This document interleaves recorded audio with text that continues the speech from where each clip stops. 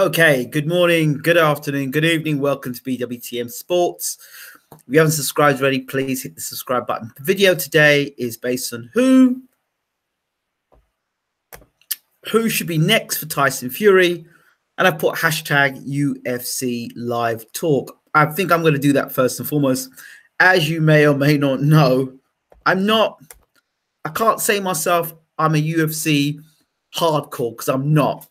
I can't tell you that I watch UFC every week because I don't. But I did see something today that caught my attention, as UFC does tend to do. It was the new champion. Let me get his name right. I think it's Colby Covington.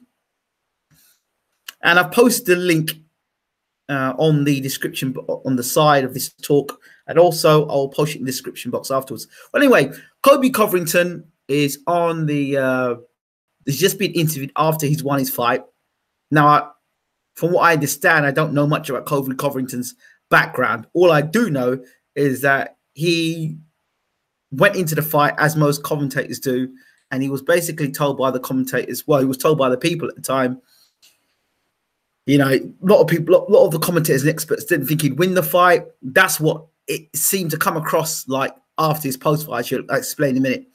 That he didn't feel that he was given the best kind of like chances by the world media, or the media that he was basically listening to, and that the guy that he was fighting, the champion, was unbeatable, and he was he's unbeatable champion, and Kobe didn't stand a chance. So Kobe basically beat this guy. I think it's Rafael Rios. I could be wrong. Again, I'm not a big UFC watcher. But anyway, so he's won this fight, and there's a post-fight interview. And Bisping, his name is, I've seen him before, from the UK. He's on the panel, and the presenter, she's on there as well. Another lady's there, and there's another gentleman.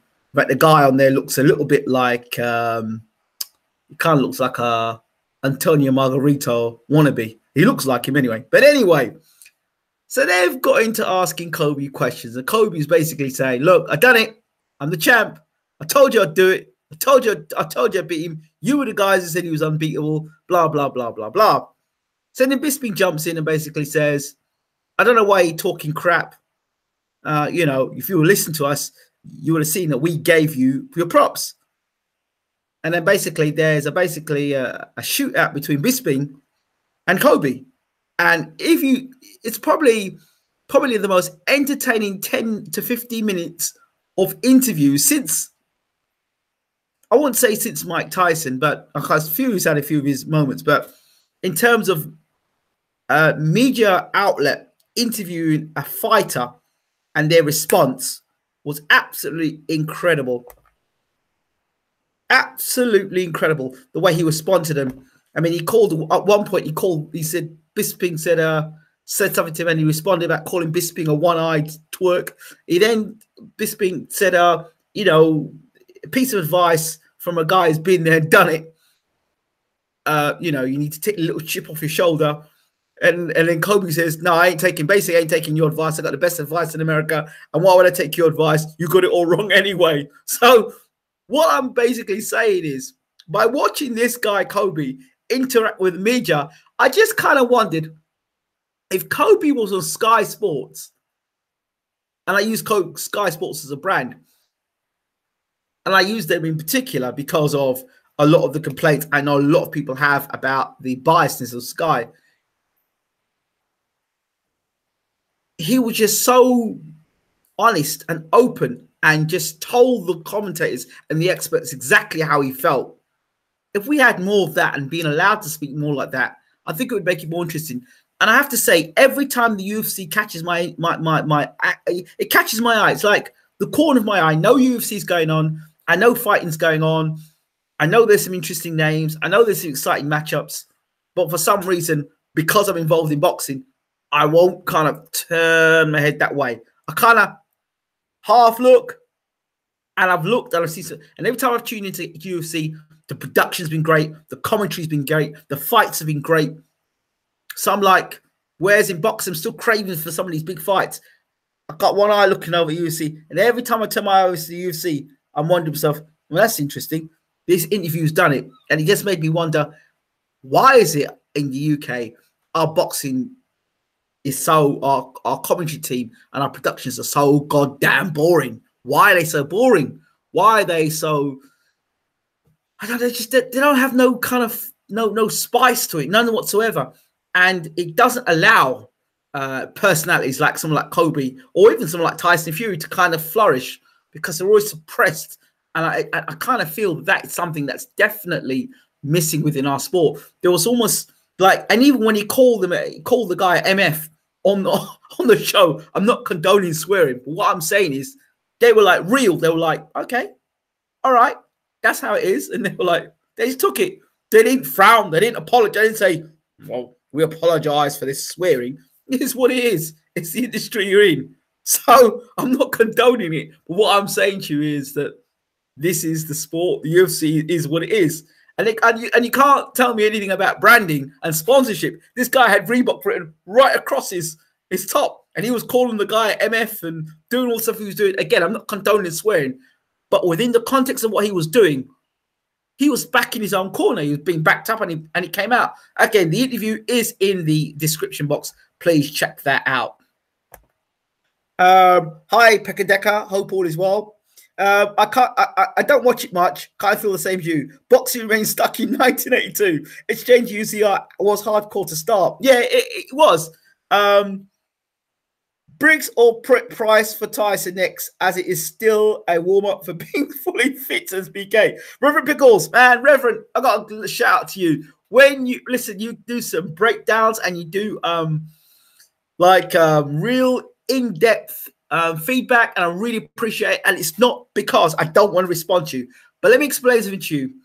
By the time I get to half, sometimes you say what you say. I've probably gone through about 20 comments that either the spelling's not right, it's illiterate, or it's just don't make no sense, or it's just personal, or it's racist, and I've had to delete it. So by the time I get to you, it's an intellectual conversation. It's like my head's scrambled, and I say, I'm going to reply to him, but I don't. So I do apologize. What I will do is I'm going to do a comment section, and I'll just respond into comments eventually on the channel. So thank you so much anyway. Reverend says, I'm starting to watch UFC now. Funny thing is, 20 years ago, when I was training with ground fighters, you should see them now. UFC came along, and they're going very well. They are going very well. One of the things they were talking about as well is Conor McGregor, and how Conor McGregor now is, he threw the trolley at the UFC bus, and now he's in court, and they're discussing whether he's going to get fined, and how he's the UFC's biggest star, and because he's UFC's biggest star, they basically were quite honest on the show. They were saying, look, is he just going to get a slap in the wrists? Or is he actually going to get fined? Or is he going to get disciplined? They said, oh, yeah, well, they're fining 1 million. But what is 1 million to Conor McGregor? They said he's been out of the sport 2 years. So, you know, to suspend him further would not be good, because UFC need Conor McGregor. I'm like, hold on a second. Don't care if he's the biggest star. That doesn't give you a right to pick up a trolley and throw it at and endanger other fighters because you're a big star. So it's like, it kind of like contrasts almost to like the Canelo situation. But Canelo actually was accused of having Clint Blutroll in his system and all the rest of it. And we won't go there, but, you know, or Povetkin, who did get caught, or Lucas Brown, who did get caught. You know, I don't know, the whole thing about being a big name, and because you're a big name, then you cannot be disciplined. So it was quite a great show. I've got it linked up on the channel. You can see the video as well. Very, because I understand. Haha, I didn't go to school. Sorry. I'm not sure. I'm sure I'm not racist though. I understand. What's next with Tyson Fury? Something significant, better than the fast that was the Fury fight. Boxing was exactly the same as 40 years ago. Same ring, same colored ropes. Your interviews are the best on YouTube. You are their friends, so they can talk honestly. I appreciate that. Again, I got a lot of flack for the Peter Fury interview. What people need to understand, and I'm honest and I'm open. I'm not gonna lie to you. You only got 20 minutes of a 45-minute interview, and I take full responsibility for that, because when the interview was done, unfortunately, the battery. It was like set for 25 minutes. It only records 25 minutes at a time or 20 minutes at a time. So when people were still talking about Mick Hennessy, I'd asked him, why are you with Mick Hennessy? All that stuff got missed out. So my apologies to you. You didn't get to see all of that. Again, you can't please everybody. I'll ask 10 questions and people will tell me I should ask another 10 questions. Or somebody else will turn around and say to me, I didn't ask enough questions. Or they didn't like the style of the questions. Or they didn't like my voice. I can't change that. Or they didn't like the fact that Peter Fury was having a meal with me. Again, I'm going to drop a video about that as well. So it is what it is. I think I like the prize fight, says Lee Stacey. Will boxing have the best fighting, the best contenders? I don't know about that, my friend. The dilemma of UFC, says Michael Wilson, is they need Conor McGregor. However, given that McGregor made so much money from that Mayweather fight, he feels he can do, say, and act out at whatever he wants. Your thoughts on overhyped Josh Kelly? People say that he'll get found out at the highest level. I guess you could really say when somebody says somebody's going to get found out at the highest level, don't most people get found out at the highest level and only the greats survive? I don't know. Maybe it's just me. I bet Tyson Fury fights another nobody. The Manuel Sharp warm-up fight's done. Time for the rest. Okay. UFC needs Conor McGregor, but does Conor McGregor need the UFC anymore? No, I don't. I don't think he does. But Ingram, the interview was good. But the fact you went for dinner with the family shows me that Peter likes you. Well, yeah, something like that. I didn't quite go for dinner. Turned up the hotel. Peter was in his shorts and his white top. Bless him. And he was with Savannah Marshall. And he said, and my dad was there. My wife was there. And he went, oh, there's food on the menu. So I was like, okay, fine. So my dad was there and introduced my dad and my wife. Obviously, my wife knew Peter from a while ago. First time my dad had met Peter and really wanted to get that meeting together. And they sat down and Peter we just tucked into food. Peter paid. We tucked into food. I didn't eat. I'd stuffed it already. But my dad and my wife kind of tucked in and was that. So that's what it was. Tyson will do well again. He just needs the right reason to shine and his family around him. If he chooses UFC Ingram, is it possible? And yes, he could win elite level UFC. I'd be concerned with Tyson once he got taken to the ground. I think in the air, it'd be all right. But once he gets taken to the ground, and UFC guys can take guys down real fast, trust me. Will you be selling Bayloric merchandise, selling Bayloric t-shirts? Well, listen, the TV station, we're not far from it, online TV station, so that's where we're at. What we do have, thank you for that, we do have a donate button now on the BWTM sports channel. On the YouTube channel itself, there's a donate button there. So there's a donate button that will go towards getting to and from interviews and doing events and all the rest of it. So that's there on the channel. One of the other things was we spoke about was sound. We're going to work on that. Before we got criticized for our picture quality, that seems to be up to scratch. Now it's the sound, so we're going to work on it. We will get those kinks sorted. We'll get it sorted. Bear with us. So yeah, there is a donate button on the channel, so check that out. Right, now, the Tyson Fury talk, I've got to do that, and I'm running out of time because in 15 minutes, we have Eugene doing his European boxing news. 15 minutes, and here we go. I'm going to be using the rankings of the IBO rankings. What I will do is just get you this link here so you can see it, the IBO rankings. I'm also conscious that there's more football on tonight. The IBO ranking, here we go, let's get there. Click this here. I'll put that there. I hope you can see that. The IBO rankings at the moment for the heavyweight division, the top 100. Now, if it's to be believed what Eddie Hearn said, now I'm not a strong believer in what anything Eddie Hearn has said because I've seen in the past through working with previous different fighters where he says one thing and something contrary, different happens. Your interviews are great. Keep sure it will do, mate. Thank you so much for that, Pekateka. So 100 of the top fighters. So Eddie Hearn said that the 4-fight deal that Tyson's got, or he was trying to get, was to fight 4 guys that really were below the standard necessary. If Safa Fury is the level of opposition that Tyson's going to continue to fight for the next 3 to 4 fights, I can assure you it won't be till the end of 2019 that we'll see Tyson in any real fight. And by that time, I'm not too sure if he will be able to beat a Joshua and a Wilder, because the gap is closing. The gap, if you think the gap that Tyson had between when he left the sport, Klitschko, after the Klitschko fight, the first Klitschko fight, remember, from the first Klitschko fight to where Anthony Joshua was, think that. Think at where Anthony Joshua was when Tyson fought Klitschko. Now think where Anthony Joshua was when where Tyson was when Joshua fought Klitschko. Now think about where Anthony Joshua is and where Tyson Fury is. I don't think on the performance and on the shape that Tyson Fury was in against Safa Fury, he beats Anthony Joshua. So you've got to wonder to yourself, don't think about the Klitschko fight. That's gone. You've got to think about the guy that's now in 2018 and whether, this is a very key point here, whether his trainer, Ben Davidson, which is key. Yeah, well, you know, Ben's been beside him and Ben's got him in shape. But I can assure you the shape that he was in, that Fury was in when he fought Joey Abel. If you look at the shape of Fury when he fought Joey Abel, and you look at the shape, and he was out of shape then, and look at the shape that Tyson Fury was in when he fought Safa Fury the other day, very different in terms of body structure. My concern is this: even with these warm-ups, if you want to call them warm-ups, and if you want to say that was his first fight back, and I was really hard on Tyson, but please bear in mind why I was hard on Tyson. It was because of the Muhammad Ali thing he said, that he was trying to emulate Muhammad Ali and come back like Ali and make record defenses like Joe Louis.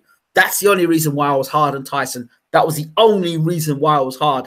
So don't take my words out of context. For a comeback fight, fair enough.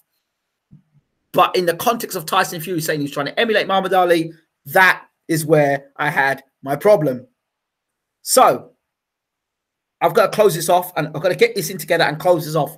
So if it's the case that Tyson's going to have another 3 fights like the Safari sort of, and I've heard small stuff about Safa Safari, that basically a lot of those fights that Safa Safari had were in the gym.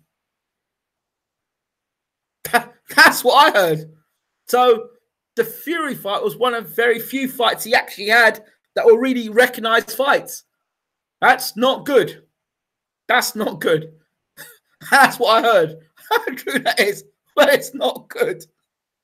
The other thing is if Ben Davidson can get Fury in the next 12 to 18 months, like you all are talking about him being fit and in shape, does the Ben Davidson version of Tyson Fury beat Joshua and Wilder?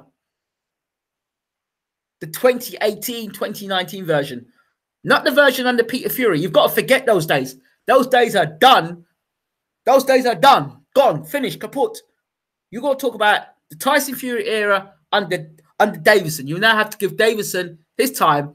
He's sculpting now Tyson Fury. The question is Tyson Fury training Ben Davidson, or is Ben Davidson training Tyson Fury? What is that relationship? How did that relationship come about? And more to the point, is that relationship effective enough at elite level? We can all talk about the Klitschko fight, but I can also remind you, just going back, not too before that, before Peter came on board with Tyson, where we were at. The shootouts, the knockdown fights, the barn brawls with Fury. Remember those days? So that's what we need to look at. All these things we need to consider. Now, let's have a look very quickly at these rankings of the IBO. I'm just using the IBO just because I thought I'd use them. Now, let's see the rankings at the moment. And we'll see where maybe Tyson Fury could fit in. Joey DeWaco. He's ranked 98, 95. DeWaco is a fight for Tyson Fury to have in a comeback. I mean, he just finished fighting, what's his name? Bryant Jennings. Sam Sexton's ranked, I don't know what he is. Sam Sexton's ranked 58. So I'll just pull off some names because I don't understand how these rankings work. There's Sam Sexton. There's Jersey. He's ranked 90. There's Alex Leopai. These are guys that are possibilities. George, no. Well, I know one fight he won't be having is against Martin Bakole. He's ranked 74. Danny Dubois is ranked 72. Granat.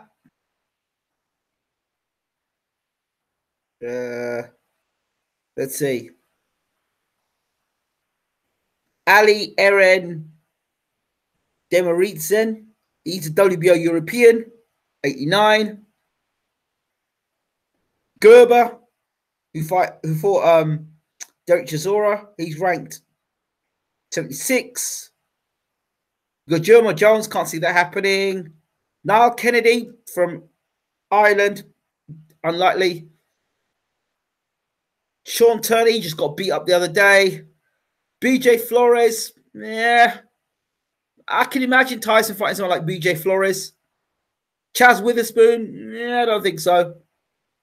Tony Yoka, who's 4-0, fighting Dave Allen. Junior Farr, no, I don't think Tyson's going to go in there. Him. Usnov, well, that was a fight that was cancelled beforehand. Would Tyson fight him? He's, I think he's 41 now, Usnov. I don't think Tyson's going to go in near him. Joe Joyce, ranked 52. That won't happen.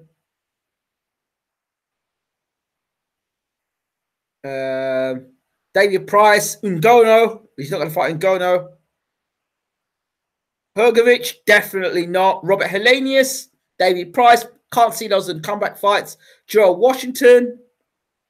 Rudenko. Now, there's a fight I think Tyson could have. Rudenko. Rack is another fight Tyson could have. Molina, Spilka. Those are guys that Tyson could fight. Shah. Erkan Tepe.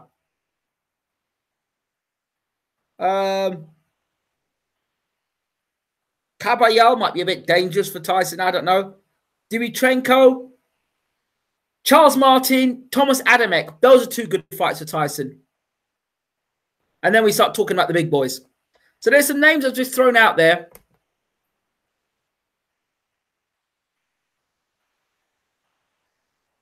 I'm going out for a curry, Ingram. Hope to see you around later. If not, I will catch you later. Stay lucky, everyone. Will do. Mark Demore. Don't laugh. That's a possibility.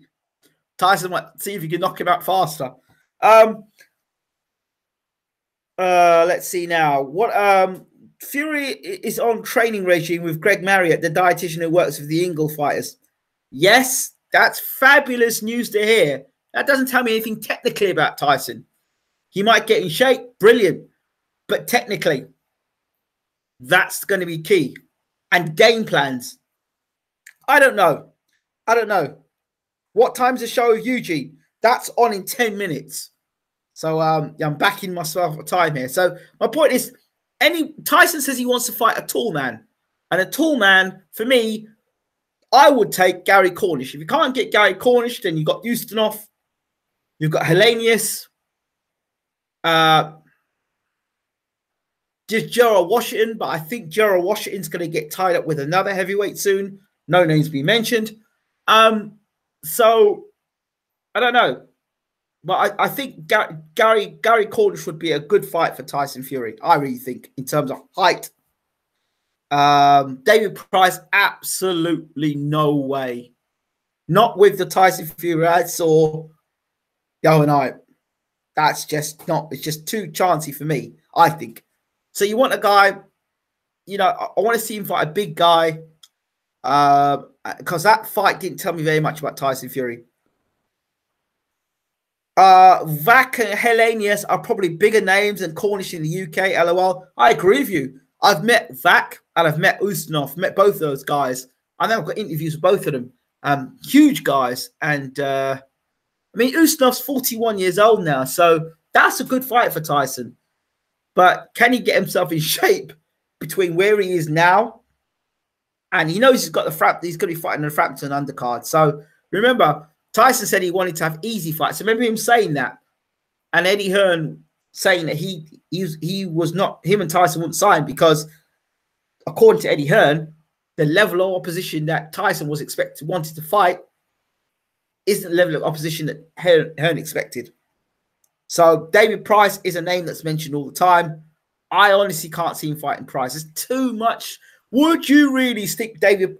Okay, had David Price been in the ring with Tyson Fury that night, how confident would you have been in that Tyson Fury? And the other thing is, the Safa Safiri fight, who stopped that fight? Did the promoter stop that fight?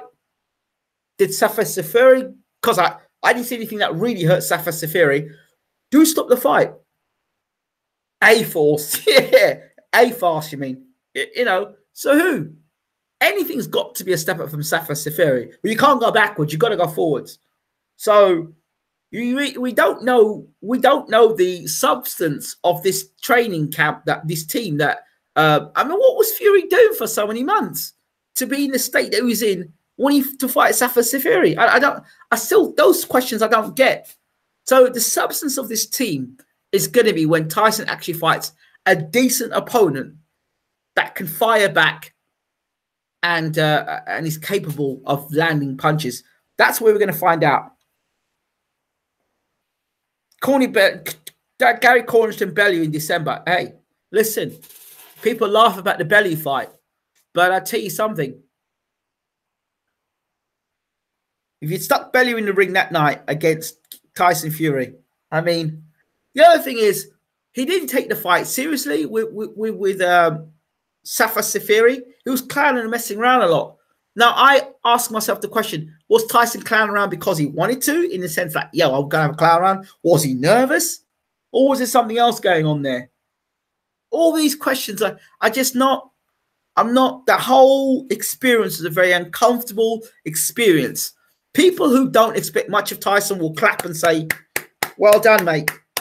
Welcome to the comeback. Fantastic.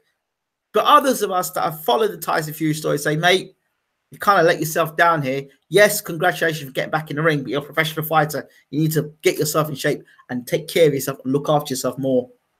And you know, more to the point is your outer self. It says something deep about the inner self, that you allowed yourself to come in to a fight 19 stone when you could have delayed that comeback until you got yourself into better shape. It would have been more of an inspiration. Man still crying about Tyson's opponent. It's been a week. Move on. Mate, it helps if you come into the room from a start than coming in at the end of a show, because you're not taking my words into context. Mate, you need to move out. About move on. Move out. So these are things that we just need to think about and consider. I hope that whoever Tyson Fury's next opponent is to help him improve. And please stop with Klitschko talk. It's over. It's done. No Peter Fury in the corner. He's with Ben Davison now. So now this is the Davison era. You have to scratch all that Fury stuff with Peter out, because all that stuff that Peter may have been working with to harness to get Tyson fighting certain ways and to fight in a certain manner, under discipline, under control. When the guns, when the punches start flying and, you know, he's in a dogfight, then we're going to see what Ben Davison says to him when he comes back to a corner and things are not working out. That is the acid test for that team. At the moment, it's all plain sailing, and you all can sit there and be in fairyland. But this is the sport of boxing. Eventually, you're going to have to fight somebody of serious consequence. And when that happens, all this time you've talking about now and the comeback and who he fights the next 3-4 fights, is going to really determine what happens when he fights a certified fighter. What I mean, a world-class elite fighter, a Joshua, a Wilder, or anybody else in the top 5. What Tyson Fury actually can and cannot do. That is for sure. Okay? That is for sure. We can dance around the houses, and we can say, we can talk about the fact that he's made a comeback and he's going to need a few more fights to warm up with, and you can make all the excuses in the world. Ultimately, people want to know, Can you become world heavyweight champion again? Have you got what it takes? Are you going to be a one-hit wonder? Is Klitschko going to be the best guy you beat in your career? That's what people want to know, ultimately. That's it. That's what people want to know. Can you beat Joshua? Can you beat Wilder? Well, we know one thing for sure. He's not emulating Muhammad Ali. And that was one thing he said he wanted to do in his comeback. Because for him to emulate Ali, his first fight back would have had to be somebody in the top 5, or at least the top 10. He didn't even come close. So if that is what we're going to get from now on, then yes, you've got to take what Tyson says in one ear and out the next, and forget all what's going on Instagram or social media posts and him talking. The real examination is when he's in the ring fighting. And really, we've spent a lot of time focusing on what Tyson's got to say. And for me, I'm done with listening to what Tyson has to say. I'm just interested in what he produces as a fighter.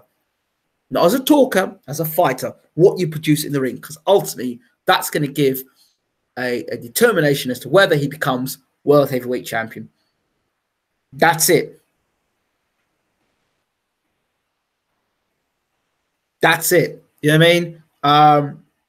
Everyone can have their own conspiracy theories as to why I'm saying what I'm saying. But if you're an honest, hardcore boxing fan, and you're talking about big fights being made, you want Tyson to be the mix. You want the best possible Tyson Fury to be the mix. That's what you want. Sure, I'd love that Tyson Fury that fought Klitschko to fight against Joshua and to fight against Wilder. That gives us better fights. When you're paying your $9.99 or your $19.99 or your £20 for pay-per-view, don't you want to have a great fight? You don't want some guy who's coming in 20 stone overweight to fight Joshua, do you really? So don't talk crap about me wanting to want Tyson to lose because I'm talking to Peter Fury. You've got no clue. You've got no idea. You have no idea, right? I want the best possible Tyson Fury, regardless if it's Peter Fury training him, Ben Davison training him, or Santa Claus training. Ultimately, I want the best possible fighter getting in that ring, representing Tyson Fury on the night when he fights the best fighters in the world. Give him a chance. What chance you want me to give him? What chance you want me to give him? What do you want me to do? I'm giving the man a chance, but you're not listening to what I'm saying. All right. So if you're not listening to what I'm going to say, then please don't even bother tuning in. But this is my point. I'm rattling on now. So all I want to see is him do the best that he can, regardless of who's training him. Him do the best that he can, be an elite athlete, and do the best that he can do. That's it. That's what I want to see. That's it. You know, don't come on here having to dig at me for wanting the guy to be the best he possibly can be. Then when a pay-per-view event comes on and he doesn't perform to the best, then you start slagging Tyson off. Don't. Be proactive and say, look, we want this man to be in great shape. We want him to be in great physical, mental, and spiritual a great place, because he's going to have to be to beat Joshua or Wilder. He's going to have to be. Guys who have been in better shape than Tyson have not come to beating Joshua or Wilder. All right, so it is what it is. It is what it is. Let's be honest. I'm not pussyfooting around about this. Some of you guys may have never been in a boxing gym. Some of you guys may never been competitive in sport. But I've been fortunate enough to be in a position where I've coached at quite a high level in sport. And at the end of the day, there's a certain expectation of an athlete. And you want them to be the best they possibly can be each and every time they perform. To me, it's unacceptable for Tyson Fury to come into the ring the shape that he was. And to me, it brings back memories of Riddick Big Daddy Bowe, okay, whom I think is a better all-round fighter than Tyson Fury. I think Riddick Bowe is a better fighter than Tyson Fury, personal opinion. But ultimately, Riddick Bowe ate himself out of the heavyweight division and out of heavyweight legacy. The same could happen for Tyson Fury. The man says one thing, does something else. And at the moment, my concern is with that team, because it's going to be that team that will ultimately either bringing back the heavyweight championship world or him fail. You can have all the talent in the world, but you need a team to get you there. Bayloric, I do not watch boxing. I simply go straight for your podcast, Bayloric, for boxing news and analysis. Thank you. I appreciate that, but you should watch more boxing. Tyson wants a 25-year-old man. Yes, man, as a trainer who can treat like a lapdog. He would last the same as Eubank with Booth. This is my point. You said it yourself. I would be surprised if Tyson trains himself and tells Ben what to do. There we go. There's people talking sense here. If Tyson has to fight a few bums to get back to where he had, so be it. He'll eventually step up once he's ready. Wait, but you don't make sense. By you knocking over guys that you should knock over, that doesn't improve you as a fighter. If he comes into the ring in the next 4 fights in the condition that he's in, what's the motivation to train to fight anybody? See, you're not getting the mentality here. If Tyson thinks he's going to go in there and knock over a bum, why are you going to put the effort into training? This is what you have to understand. The mind of a genius, they'll do just enough to get to the next level. I'm not slugging. I'm not putting myself into all them hard training camps to fight a bum. What am I doing that for? I'll just roll up, take a bit of weight off and get in there and fight. I'm fighting, man. You've got to understand that mentality might be going through his head. Nobody knows that. Nobody knows that. Needs time on the lights to wear away ring rust. So guys like Safari is going to do that, is it? It don't make no sense. It don't make no sense. He's going to have to be in competitive bouts. When Muhammad Ali made his comeback, please go back and watch Muhammad Ali when he came back out of inactivity. Watch when he came back. Watch Lennox Lewis when he got knocked out and he made his comeback. Competitive fights. Watch Nigel Benn when Nigel Benn got knocked out by Michael Watson and he went to the States. Comebacks. All right? So if you're going to training camp to lose weight, then something's wrong. You need to be in training camp to improve your skill set, right? So you need to be ticking over and just being in training camp. So do you think Floyd Mayweather goes into training camp all the time and he's losing weight, or is he working and sharpening himself up? Do you think Deontay Wilder spends time losing weight, or do you think he spends time getting his skill set right? All this time you're spending time losing weight in camp, losing weight in camp, losing weight in camp. Your skill set is diminishing because you're not working on your skill set. You're working on losing the weight. Don't you get it? And this time is going away. Time is going past. 6 months, 12 months, going to camp, losing weight, going to camp, losing weight, going to camp, losing weight. Instead of going into camp with a little bit of weight to lose and a lot of skill set working on. Rather than, that's what it should be. So 12 to 18 months. Is it going to be, is the balance going to be skill set and a little bit of weight loss? Or is it going to be a lot of weight loss and a little bit of skill set? These are the things that you need to think about as well. You know, everyone's talking about ring rust and all this stuff. There's more than ring rust. How has he been living his life for the last 3 years? Is it true he was on the coke? Is it true that he's been up partying and binging and in the depression? How was he treating his body? How did he allow? How far? I mean, he was 27 stone at one point. I mean, this stuff you need to consider. I just think some of you people are in just fairy tale land. I really do.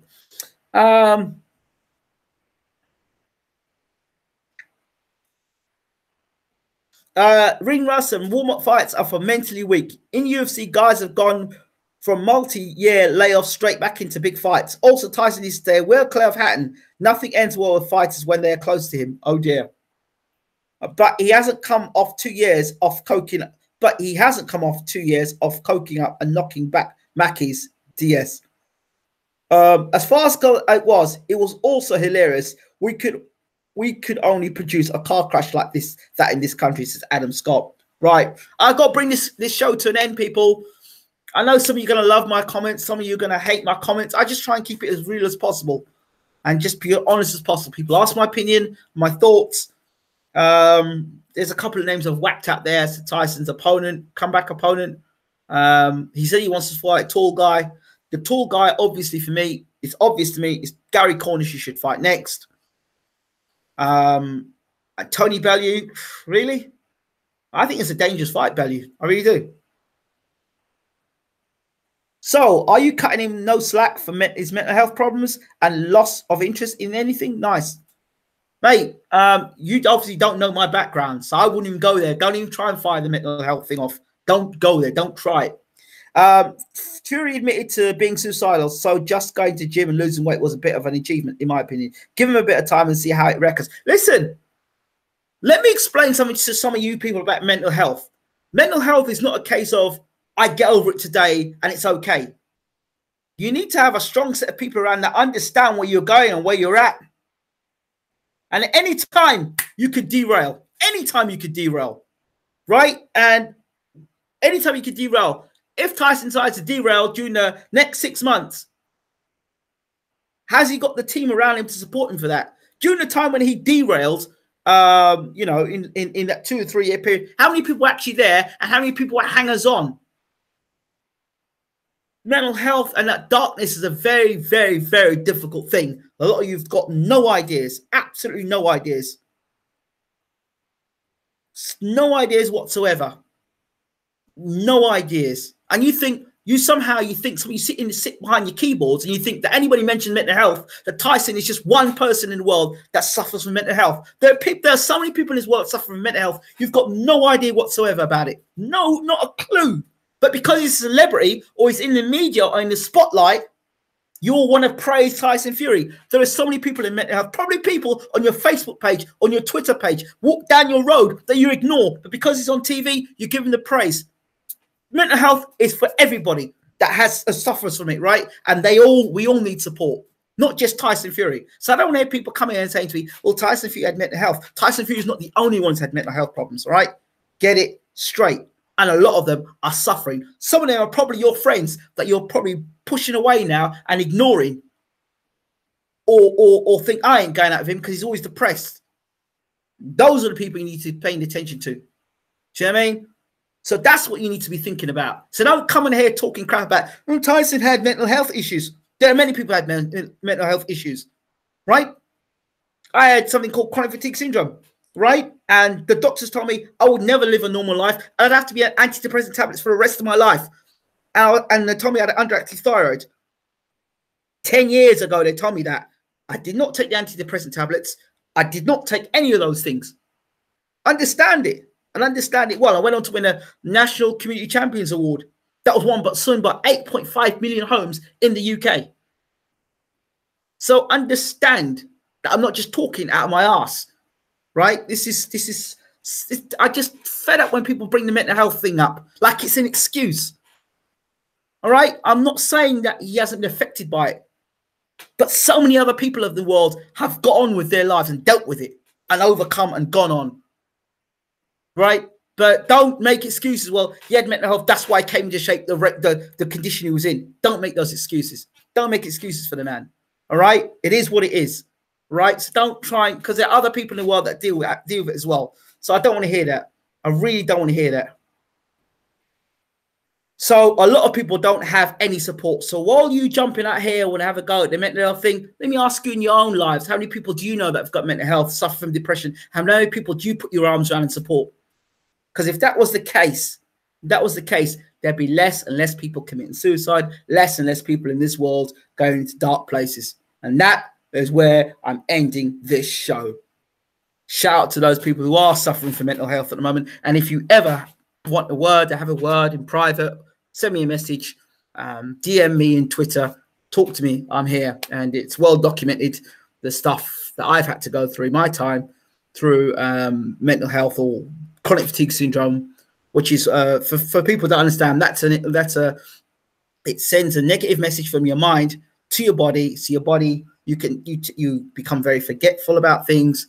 Your body, every time you get up, is in pain. You suffer from fatigue, tiredness, loss of memory, so many different things, plenty of suicidal thoughts, all of those sort of things. So it is something that feels very close. And if you've never suffered from it, you've never had to deal with it, then it's like, it's hard. It's just hard to understand if you've not been on the other side of it. So I just think you all need to think about what you say before you say it, because it's important. I'm not a celebrity. I'm not a superstar. And if ever anybody came to me talking to me about these same issues, depression, I know somebody who was suffering from depression, seriously suffering from depression, and you wouldn't even know it today if I brought that person on this channel. You wouldn't even know it today. And I saw them when they were 30, 40, 50 pounds heavier, suffering in their own room in darkness. And I sat down and spoke to them. And today they're one of the top professionals in the world today. It ain't easy. It just ain't easy. BWTM Sports, thank you for all the recent videos, especially When I Am a Woman. Talk boxing, bro. You know, it's people like you that make many people in the world upset. You know, the ignorance is unbelievable. So, yeah. So, shout out to Tyson Fury again for making his comeback. It's inspirational to a point, but I'm not hiding behind that, right? So, I'm out of here. When I come back, I will be with Eugene, and we'll be doing the Eastern European boxing show. Back in 5 to 10 minutes. Stick around. We'll be back.